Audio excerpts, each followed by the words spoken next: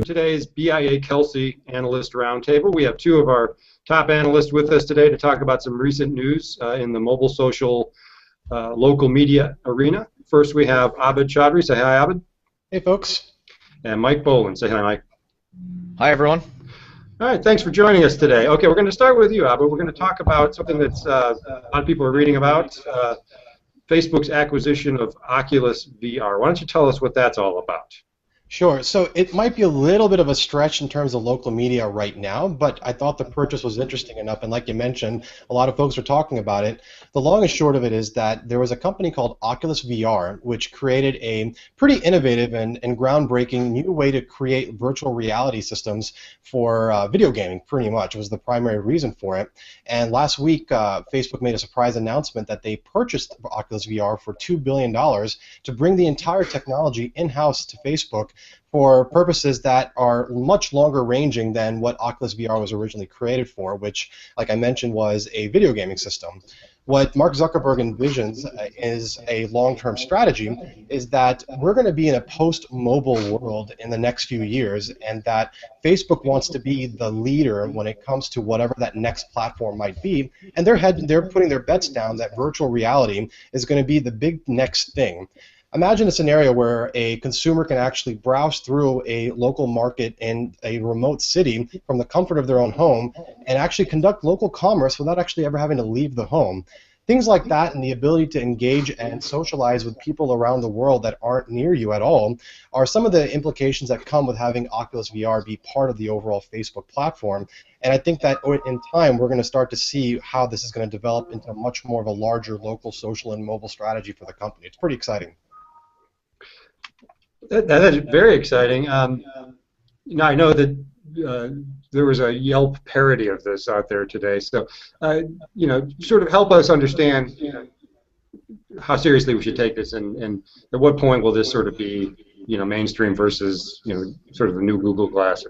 Sure. So what Yelp did, just to kind of put some color to it, was they released a parody video with their own product, which was called, I believe, the Monocle, if I can remember correctly. Yes. And what they were doing was basically parodying the fact that you're probably not going to need a virtual reality camera mount on your head walking around town when you need to conduct things at the local level. You're probably still going to walk around the neighborhood to do your local commerce and check out local restaurants and local stores.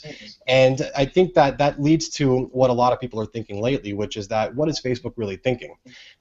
In terms of how seriously you should take it, right now, Mark Zuckerberg and Facebook have announced very clearly that Oculus VR is going to continue to be a gaming platform specifically designed to augment the experience of gaming, whether it's on consoles or on computers, and that the long-term strategy in time, and you're talking about maybe 5, 10, 15 years out, we're going to start to see more applications of that same technology. But for right now, it's more of a laboratory purchase for the purpose of doing R&D, I think.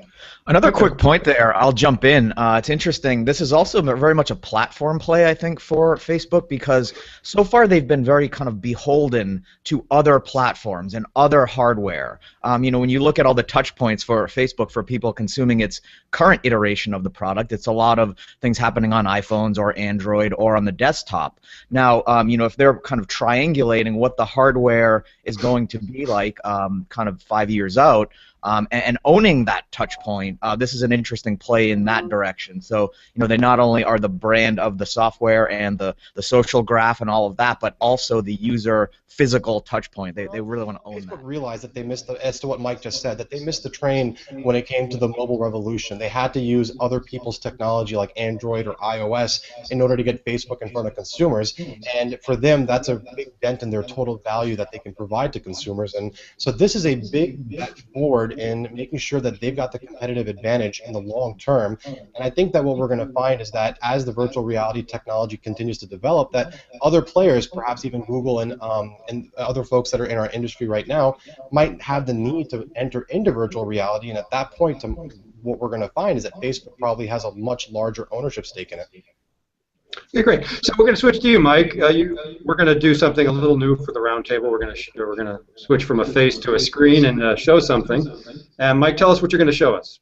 Sure. So this represents an announcement made this week by a company called Zap Media. And Zap Media is kind of a little-known company. I think you're going to be hearing their name a lot more in the future, because they just announced their first new ad unit. And this also, I should mention, represents a paper that BIAKelsey is working on that our colleague Rick Ducey has written and will be out next week, about this concept of audio ads. And this makes a lot of sense because it follows the general trend of more native advertising units. So as opposed to taking a banner ad or something that was more of a kind of desktop format and slapping it on a smaller screen, we're seeing a lot of innovation with the types of advertising that are more native to the use case of mobile. So these audio ads, you might think of it in the context of a lot of times when you need to be hands-free and use your voice to interact with ad units instead of tapping. So picture a lot of times like drive time when you're listening to the radio or listening to things like Pandora. It's great for audio streaming apps, or jogging, things like that. So Zap has actually in announcing this first product, also announced that they're partnering with NPR, so you'll start to see this ad unit available to NPR advertisers. So when you're in, again, that listening hands-free mode, you can interact with audio ads, or I'm sorry, ads through kind of voice prompts.